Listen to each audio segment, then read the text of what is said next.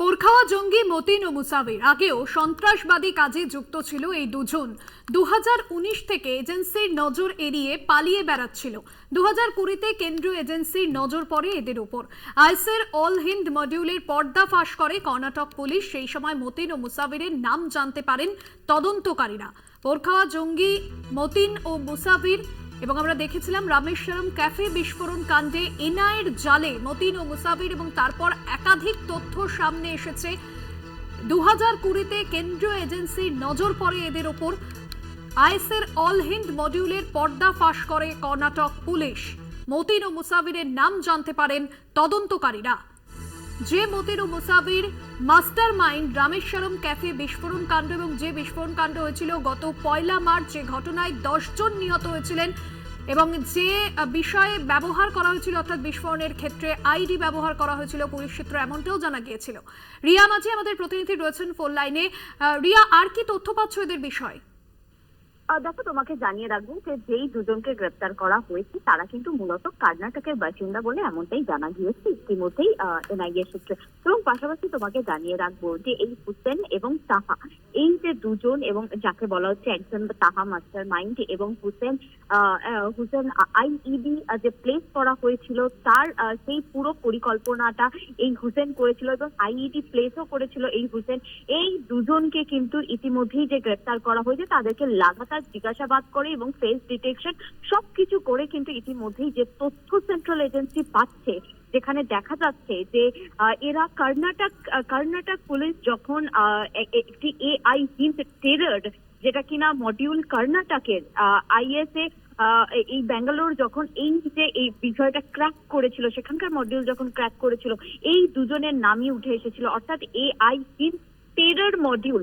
আরো একবার জানিয়ে রাখবো, এআই হিন্দ টেরর মডিউল যেটা কর্ণাটক পুলিশ ক্র্যাক করেছিল, সেই সময় কিন্তু এই দুজনের নামও উঠে এসেছিল এবং একাধিক এই এরকম কাণ্ডের সঙ্গে কিন্তু এই দুজন যুক্ত রয়েছে। এবং এখনো অব্দি যেটা এজেন্সি খোঁজার চেষ্টা করছে যে কতগুলো ব্লাস্টের সঙ্গে এরা যুক্ত রয়েছে। এবং সব থেকে ভয়ের বিষয় যেটা, যে ব্যাঙ্গালোরে যে ব্লাস্টটা হয়েছে সেটা কিন্তু লো ইন্টেন্সিফাইড ব্লাস্ট এবং এটা আইইডি প্লেস করে এই ব্লাস্টটা করানো হয়েছে।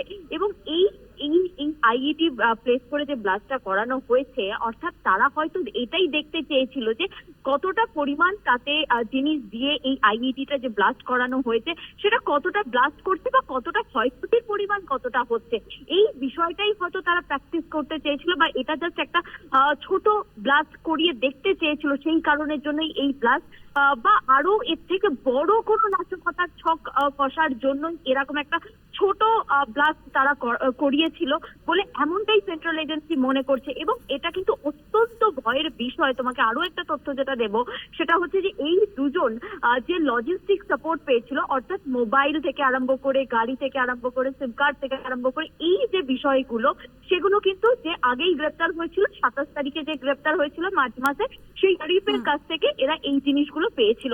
কিন্তু এবার প্রশ্ন উঠছে যে তাহলে বাংলায় যখন তারা চলে এসেছে, দীর্ঘদিন যখন বাংলায় তারা ছিল, তখন সিম কার্ডের যোগান এদেরকে কে দিয়েছিল? এবং সেই দিক থেকে বাংলায় দাঁড়িয়ে সিম কার্ডের যোগান দেওয়া মানে হচ্ছে, মোবাইল ফোন দেওয়া মানে হচ্ছে বাংলার কোনো যোগ রয়েছে কিনা, এই বিষয়টাও কিন্তু এজেন্সি তারা কিন্তু খতিয়ে দেখছে যে কে বা কারা বাংলা থেকে তাদেরকে সাপোর্ট করলো, বা এই যে এত ভুয়ো আধার কার্ড, সেই আধার কার্ড গুলো কে বা কারা বানিয়ে দিল, এই বিষয়টাও কিন্তু একই সঙ্গে খতিয়ে দেখছে। ধন্যবাদ তোমায়।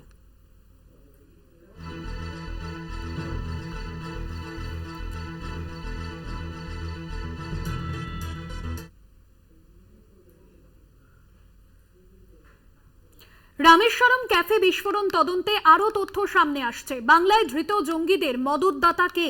রামেশ্বরম ক্যাফে বিস্ফোরণের জন্য মদত দেয় মুজাম্মিল শরীফ মতিন। মুসাবিরের গাড়ি, টাকা, মোবাইল, সিম দেয় মুজাম্মিল। 27 মার্চ গ্রেফতার করা হয় মুজাম্মিল শরীফকে। রামেশ্বরম ক্যাফে বিস্ফোরণ কাণ্ডে এর আগেই দুজনকে গ্রেফতার করা হয় গত 1 মার্চ, যে ঘটনা ঘটেছিল। তবে যে বিষয় পুলিশের তরফে উঠে এসেছিল যে কোনো জোরালো আইইডি ব্যবহার করা হয়নি, বিস্ফোরণের অভিঘাত তাই অতটা জোরালো ছিল না। তবে 10 জন আহত হয়েছিলেন। বাংলা থেকে যে জঙ্গিদের ধরা হয়েছিল অর্থাৎ কাথি থেকে, এবং এই জঙ্গিদের সঙ্গে বাংলা যোগ স্পষ্ট হচ্ছিল। কলকাতার বেশ কয়েকটি হোটেলে তারা ছিলেন এবং সেখান থেকেই সবটা কাজ চালানো হয়েছিল বলে মনে করা হচ্ছে।